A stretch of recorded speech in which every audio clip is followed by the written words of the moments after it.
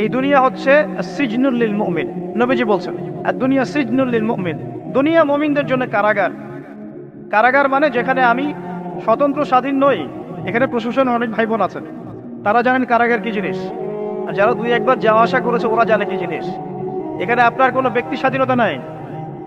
আপনি আপনার ইস্তেঞ্জা করবেন, শিশি যেতে পারবেন না, আপনি পারমিশন নিতে হবে, তারা নিয়ে যাবে তারপরে যেতে পারবেন, তাও হ্যান্ডকাপ পরিয়ে। দুনিয়া সিজনুল লিল মুমিন, দুনিয়া মুমিনদের কারাগার। এখানে আপনি খেতে পারবেন না, খাবার আসবে তারপর খাবেন। ঘুমাতে পারবেন না, যখন ঘুমানোর আদেশ দিবে তখন ঘুমাতে পারবেন। তাও কতক্ষণ ঘুমাবেন তাও ফিক্স করা। মানে কারাগার মানে কি? যেখানে আপনার ব্যক্তির স্বাধীনতা চলে না, যেখানে আমি চলবো একটা সিস্টেমের আওতায়। এখন নবীজি বলছেন দুনিয়াটাই হচ্ছে কারাগার।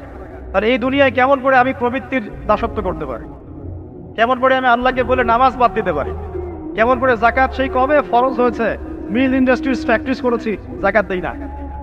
রমজান মাস যায় আসে যায় আসে যায় আসে, রোজাও রাখি না, তারাবি পড়তে পারি না। কোরআন আমার সামনে মানুষ তেলাওয়াত পড়ে, কোরআন আমার ঘরে পড়ে আছে, শেলফের উপরে ধুলাও আছে, শেলফের উপরে কোরআন ধুলাওয়ালা, ধুলো মাখা। কোরআন পড়ার তৌফিক হয় না, নবীর হাদিসগুলো চর্চা করার তৌফিক হচ্ছে না, ইসলামিক বইপত্র পড়তে পারি না। এই কারাগারের জীবনে বসি আমি একটা মেয়ের পিছনে দৌড়াচ্ছি, মাদক খাচ্ছি, জেনা করছি, কোনো সময় ধর্ষণ করছি, কোনো সময় সুদ খাচ্ছি, ঘুষ খাচ্ছি, দুর্নীতি করছি। এই কারাগারের জীবনে বসে, যেখানে আমার কোনো ব্যক্তি স্বাধীনতা নাই। তাহলে কারাগারের জীবনের মেয়াদ যখন শেষ হবে, যখন তাকে এখান থেকে বের করে নিয়ে আসা হবে, অর্থাৎ মৃত্যু, তখন তার সাথে কিরকম রিমান্ডে আচরণ করা হবে এটা ভালো করে বুঝে না। নবীজি বলছেন আদ-দুনিয়া সিজনুল লিল মুমিন ওয়াল জান্নাতু লিল কাফির। কাফেরদের জন্য, মুশরিকদের জন্য এই দুনিয়াটা হচ্ছে জান্নাত। জান্নাত মানে কি? যা ইচ্ছা তাই করতে পারবে। জান্নাত মানে কি? আপনি চাচ্ছেন আল্লাহ আমি এখন একটা খামর চাই, শরাব, আপনার সামনে হাজির, চিন্তা করার সাথে সাথে। জান্নাত মানে কি? আল্লাহ আমি আপনাকে দেখতে চাই, আল্লাহকে আপনি দেখতে পারবেন। জান্নাত মানে কি? আপনি মধুর নহর, দুধের নহর, পানির নহর, শরাবের নহর, হুরে নিঈন চতুর্দিকে ঘোরাফেরা করছে। একজন নিম্নমানের জান্নাতি, মানে সবচেয়ে শেষের দিকে যারা জান্নাতে যাবে, তাদের সাথেই দুজন করে হুরে নিঈন, আহাল পরিবার তো আছেই, রিলমান, পানপাত টুনে চারপাশে ঘোরাফেরা করবে। জান্নাত মানে কি? যেখানে যা ইচ্ছা তাই করা যাবে, বলার কেউ নাই, বাধা দেওয়ার কেউ নাই, সেখানে কোনো মৃত্যু নাই, সেখানে কোনো অহেতুক কথাবার্তাও নাই, কোনো গান গল্প নাই, কোনো মিথ্যা নাই, কষ্টের ক্লেশ মাত্র নাই, থুতু ফেলতে হবে না। জান্নাত মানে থুতু ফেলতে হবে না। জান্নাত মানে হাঁচি হবে না, নাক ঝাড়তে হবে না। জান্নাত মানে ইস্তেঞ্জা, পেশাব পায়খানা করার টেনশন নাই। মানুষ খাবার খাবে, একটা ঢেকুর তুলবে, ব্যাস খাবার হজমে। আর জান্নাতের সবচেয়ে বড় বিষয়টা কি? আল্লাহ পাককে আমরা এই চোখ দিয়ে দেখতে পারবো ইনশাআল্লাহ। আর তার সমকক্ষ একটা বিষয় হচ্ছে আল্লাহ পাক বলে দিবেন যে আমি তোমাদের সবার উপর সন্তুষ্ট হয়ে গেলাম, যাও কোনোদিন অসন্তুষ্ট হও। ব্যাস, এখন আপনি যত কিছুই করেন এই বস্তুবাদী জীবনে, মনে একটা ভয় থেকে যাবে। আপনি বিশ্ব নেতা হয়েছেন, বড় শিল্পপতি হয়েছেন, পলিটিশিয়ান হয়েছেন, ইকোনমিস্ট হয়েছেন, মনে একটা ভয় থেকে যাবে যে মরতে আমাকে হবে, আল্লাহ আমাকে ধরবেই, হিসেব আমাকে দেওয়া লাগবেই, কবরে আমাকে একাই যাওয়া লাগবেই, আমাকে কিয়ামতের মাঠে দাঁড়াতে হবে আল্লাহর সামনে। মনে একটা ভয় কাজ করে, যদিও বাইরে মানুষ দেখায় যে কোনো ভয় নাই। মানুষ বাইরে অভিনয় করে, মানুষ সমাজের মানুষের সাথে বাইরে একটা অভিনয় করে। কোনো ক্ষেত্রে আমরা নিজেরাই নিজেদের সাথে অভিনয় করি। কথা সাহিত্যিক হুমায়ুন আহমেদের নাম শুনেছেন? ইন্তেকাল করেছেন। একটা সময় ছিল আমরা স্কুলে পড়তাম, কলেজে পড়তাম, মাঝে মাঝে টুকটাক এ ধরনের কিতাব, বইপত্র পড়া হয়েছে। হিমু, মিসির আলী, এসব পড়া হয়েছে। শরৎচন্দ্র, বঙ্কিমচন্দ্র, রবীন্দ্রনাথ, নজরুলের কবিতাগুলো, ইভেন শেক্সপিয়ার, অ্যাডাম স্মিথ সহ, যিনি অর্থনীতির জনক। যাই হোক, তিনি তার বইয়ের মধ্যে লিখেছিলেন যে এই পুরো দুনিয়াটা হচ্ছে অভিনয়ের মঞ্চ।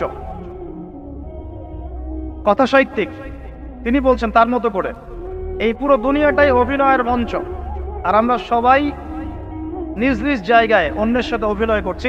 কোনো ক্ষেত্রে আমরা নিজেরা নিজেদের সাথে অভিনয় করছি। তিনি বলছিলেন আমরা সবাই অভিনেতা, আর সবচেয়ে বড় অভিনেতা হচ্ছে পলিটিশিয়ানরা। কারণ তাদেরকে অনেক বড় মঞ্চে অভিনয় করতে হয়। এটা আমার কথা না, হুমায়ুন আহমেদের কথা, পড়ে দেখেন। তো আল্লাহ পাক পাঠিয়েছেন তার ইবাদত করতে, আর এই বস্তুবাদী জগৎ আমাদেরকে ভুলিয়ে দিল কিভাবে? কয়েকটা প্রলোভন দিল। প্রথম প্রলোভন হচ্ছে টাকা, তারপরে জীবনে কি করব প্রতিষ্ঠিত হওয়ার চিন্তা, তারপরে চাই চাই আরো চাই এই একটা আকীদা দর্শন, তারপরে আমার স্ত্রী সন্তান আহার পরিবারের কি হবে, আর আরেকটা দর্শন আছে, এটাকে বলে চারবাক দর্শন। এবং দুঃখের সাথে বলতে হয় আমাদের রবীন্দ্রনাথ ঠাকুর কিন্তু এই দর্শনের মানুষ ছিলেন। চারবাক কিরকম?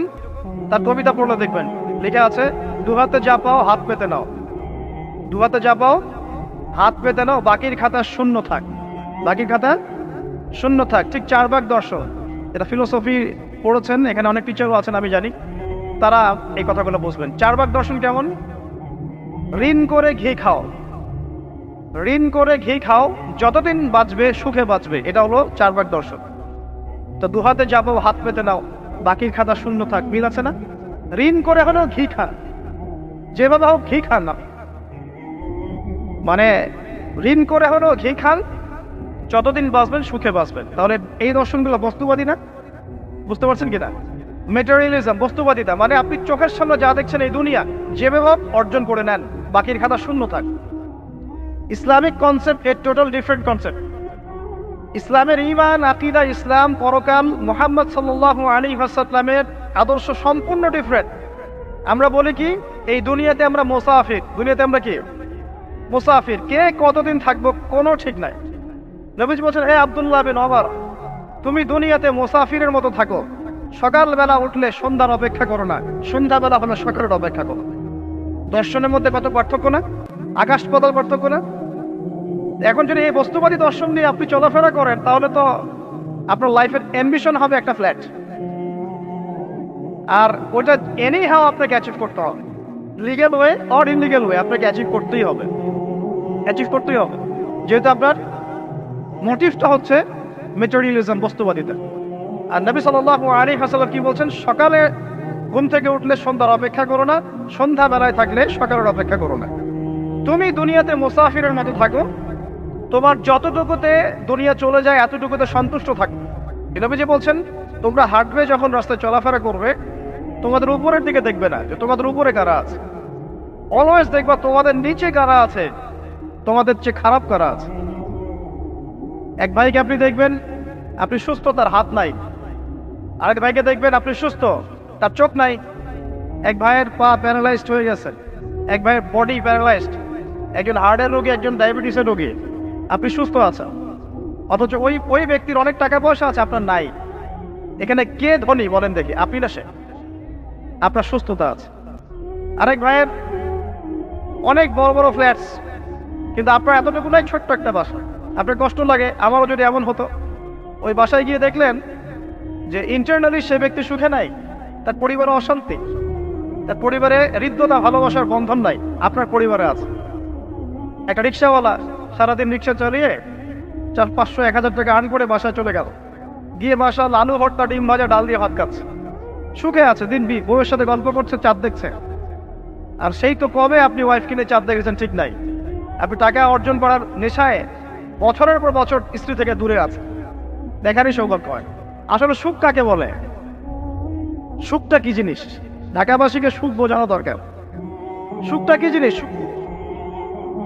যখন আপনি বা আমি নিজেকেও বলছি, যখন আমরা আল্লাহকে পাবো, আল্লাহ পাকের ইবাদতের মধ্য দিয়ে, রাসূলের সুন্নতের মধ্য দিয়ে অল্পে তুষ্ট থাকতে পারবো, যা আছে এতে শুকরিয়া আদায় করবো, আপনার চেয়ে সুখী মানুষ দুনিয়াতে কেউ নাই, কেউ নাই দুনিয়াতে। কিন্তু বস্তুবাদিতা আপনাকে এই আকীদা আদর্শ থেকে সম্পূর্ণ ডিমোটিভেট করে দিবে। আপনাকে খালি চাই চাই আরো চাই, ওই যে দু হাতে যাবো হাত পেতে নাও, বাকির খাতা শূন্য থাক। আর আমাদের দর্শন, দু হাতে যাবো হাত পেতে নাও না, বরং দুনিয়াতে যতটুকু পাও এতটুকুতে সন্তুষ্ট থাকো, বাকির খাতা শূন্য থাক না, বাকির খাতা পূর্ণ হোক।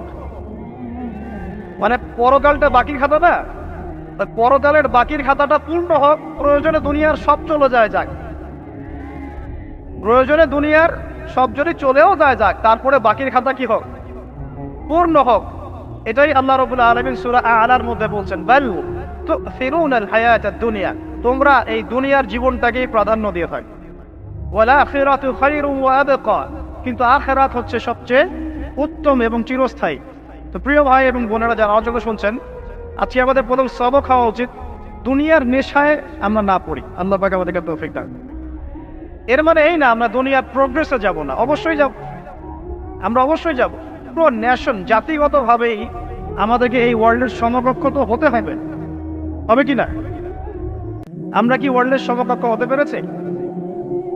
আপনাদের কি মনে হয় যে মিলস, ইন্ডাস্ট্রিজ, ফ্যাক্টরিজ, সেতু, ফ্লাইওভার এইগুলো করলেই মনে হয় যে ওয়ার্ল্ডের সমকক্ষ হওয়া যায়? প্রত্যেক জনগণ ভিতর থেকে সুখী কিনা, তাদের অন্ন, বস্ত্র, চিকিৎসা, শিক্ষা, বাসস্থান, এই যে মৌলিক চাহিদা, বেকারত্ব ঘোচানো, তিন বেলা খেয়ে পরে বাঁচা, জীবনের অধিকার, সিকিউরিটি, এই জিনিসগুলো আমাদের নিশ্চিত হচ্ছে কিনা, এটা হচ্ছে আপনার উন্নতির মানদণ্ড। উন্নতির মানদণ্ড কি? আমরা এখন যেখানে আছি না, 1776 সালে অ্যাডাম স্মিথ তার চেয়ে আগের জায়গায় ছিল। 1776 সালে অ্যাডাম স্মিথ একটা বই লিখেছেন, তার নাম হচ্ছে যে দ্য ওয়েলথ অফ নেশন, এই কিভাবে একটা রাষ্ট্রের ওয়েলথ ফাংশন করে। ওই 1776 সালে তিনি যে চিন্তাগুলো করেছেন, এখন পর্যন্ত আমরা সেই চিন্তা বাস্তবায়ন করতে পারি নাই। 1776 সালের চিন্তা, কিন্তু ওই চিন্তা বাস্তবায়ন করেছে পশ্চিমারা।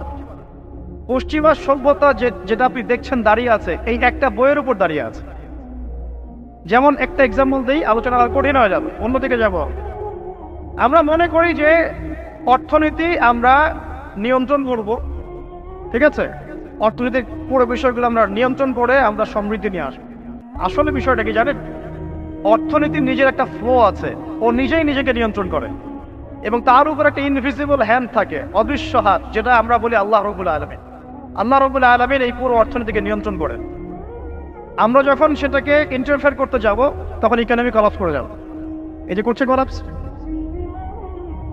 আরো ব্যাপার আছে, শুধু ব্যবসা, অর্থনীতি, এক্সপোর্ট ইম্পোর্ট, এগুলোকে তিনি জাতির মানদণ্ড বলতেন না। তিনি বলতেন যতক্ষণ পর্যন্ত জাতির প্রত্যেক ব্যক্তির মধ্যে এথিক্স না আসবে, নীতি যতক্ষণ পর্যন্ত না আসবে, আপনি করাপশন থামাতে পারবেন না। তাই হয়েছে না? শুধু ব্যবসা না, আদর্শ কতটুকু আছে? এই যে আপনি দেখছেন বিভিন্ন জায়গায় ভেজাল খাওয়াচ্ছে, ওদের কি টাকার অভাব আছে? ওদের টাকার কিন্তু অভাব নাই। নেম ফ্রেমে কোনো ঘাটতি আছে? এস্টাবলিশড বিজনেস, তাহলে কেন আপনাকে ভেজাল খাওয়াবে? কারণ তার মধ্যে এথিক্স নাই, নীতি নাই। এই জন্য জাতির প্রত্যেক সদস্যকে, মানে প্রত্যেক জনগণের প্রত্যেককেই আগে নীতিগত শিক্ষা দেওয়া উচিত। আর এই কাজটাই করে ইসলাম, বলে সুবহানাল্লাহ। এই এথিক্স এবং নীতি শেখাকে ইসলামের চেয়ে সার্বজনীন হবে এবং যুগোপযোগী ভাবে কেউই এথিক্স শেখাতে পারবে না। কাগজে কলমে অনেক কথা বলতে পারে, প্র্যাকটিক্যালি শেখাবে কে? ইসলাম। এখন বলতে পারেন তাহলে মুসলিমদের মধ্যে দুর্নীতি কেন, মুসলিমদের মধ্যে কেন এই সমস্যাগুলো হয়? উত্তর একটাই, ওই যে স্যার বলে গেলেন, আমি বিভিন্ন ওয়াজে যে এক জায়গায় এক কথা বলে। উত্তরটা কি? উত্তরটা হচ্ছে যে কোরআন এবং সুন্নাহর সঠিক যে শিক্ষাটা আছে, এই শিক্ষাটা আমরা অনেকেই বাস্তবায়ন করতে পারছি না। এটা আমাদের ব্যর্থতা। এটা কাদের ব্যর্থতা? এটা আমাদের ব্যর্থ। এখানে আমাদের ব্যক্তির স্বার্থ থাকতে পারে, এখানে আমার জ্ঞানের স্বল্পতা থাকতে পারে, আমার ভিতরে অহংকার থাকতে পারে, বা আমি অল্প শিক্ষিত হতে পারি, এবং এমন হতে পারে আমার জ্ঞানটা যুগোপযোগী না। ইসলামিক জ্ঞান আমার মধ্যে আছে, কিন্তু কিভাবে এই জ্ঞান দিয়ে ওয়ার্ল্ডকে ডিল করবো, এই জ্ঞানটা আমার মধ্যে নাই। এই কারণে আমরা হয়তোবা ইসলাম, কোরআন সুন্নাহ হাতে থাকার পরেও এই সমস্যাগুলো ফেস করছি। প্রথম সমস্যা হচ্ছে বস্তুবাদিতা। আল্লাহ পাক আমাদের সবাইকে, যারা আলোচনা শুনছি, দুনিয়ার প্রেমিক হওয়া থেকে বাঁচাক বলি আমি। দুনিয়ার প্রেমিক না, প্রেমিক হবো কার? আল্লাহর, আখিরাতের। কতটুকু দাম আছে দুনিয়ার? আল্লাহ পাক বলছেন একটা মাছির পাখার সমানও না। একটা মাছির পাখার কি দাম আছে আপনার কাছে?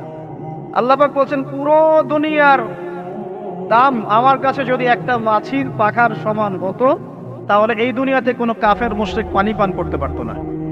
তার মানে এই দুনিয়াতে যা করো, আমার তো কোনো দামই নাই তো। কালকেই তো আমি দুনিয়া ধ্বংস করবো। আর ওই যে দুই জাতির কথা বললাম, জিন এবং মানব জাতি, আপনারা সূরা আর রহমান পড়বেন। রহমান নামটা অনেক ব্যাপক, দয়াময়ের নাম, তার মানে আল্লাহ পাক মার্সিফুল, মোস্ট মার্সিফুল। কিন্তু এই সূরা আর রহমানে একটা ভয়ঙ্কর আয়াত আছে। কি? সানাফরুগু লাকুম আইয়ুহাস সাকলান। হে মানুষ এবং জিন, হে মানুষ এবং জিন, শীঘ্রই আমি তোমাদের দুইটা জাতিকে ডিল করার জন্য ফারেক হচ্ছি, অপেক্ষা করতে থাক। মানে আল্লাহ পাক কুল্লু ইয়াউমিন হুয়া ফি শান, মানে আল্লাহ পাক কি করেন, সব সময় তার কাজে ব্যস্ত আছেন। মহাবিশ্বের তো গ্রহ নক্ষত্র গ্যালাক্সির অভাব নাই, মাখলুকের কোনো অভাব নাই। আল্লাহ পাক প্রত্যেকটা মুহূর্তেই তার কাজে ব্যস্ত আছে, তার কাজে শানে ব্যস্ত আছে। কিন্তু এই ব্যস্ততা থেকে ফারেক হবেন কাদের জন্য? মানুষ আর জিনের জন্য। সুবহানাল্লাহ, মানুষ আর জিনের জন্য। আল্লাহ পাক বলেন সানাফরুগু লাকুম আইয়ুহাস সাকলান। দাঁড়াও, দুনিয়ার মধ্যে এইসব করে বেড়াচ্ছ, তোমাদের দুই জাতির জন্য আমি অচিরে ফারেক হব ইনশাআল্লাহ। ওইটাই হলো কিয়ামতের দিন। যদি ওই দিনটা আমরা মাথায় রেখে চলি, ইনশাআল্লাহ আমরা কেউ বস্তুবাদী হব না ইনশাআল্লাহ। আল্লাহ পাক আমাদের সবাইকে দুনিয়া মুসাফিরের মতো থাকার তৌফিক দান। আমরা উন্নতি করব, অবশ্যই অগ্রগতি করব, আমরা সবকিছুই করব, কিন্তু দুনিয়ার পূজায় ডুবে যাব না। এটা একটা বড় চ্যালেঞ্জ। মানে মধ্যমপন্থী থাকতে হবে, না একদম গোলানো মার্কা আর না চরমপন্থী, মাঝামাঝি থাকার চেষ্টা করতে হবে। আল্লাহ তৌফিক দান। ঢাকাবাসীর জন্য এর চেয়ে বড় কোনো নসিহত হতে পারে না। আর ঢাকা থেকে, ঢাকার মতো যত মানে সিটিজ, মেগা সিটিজ আছে সারা ওয়ার্ল্ডে, তাদের জন্য এটাই প্রথম নসিহত, বস্তুবাদিতা ত্যাগ করতে হবে। বস্তুবাদিতা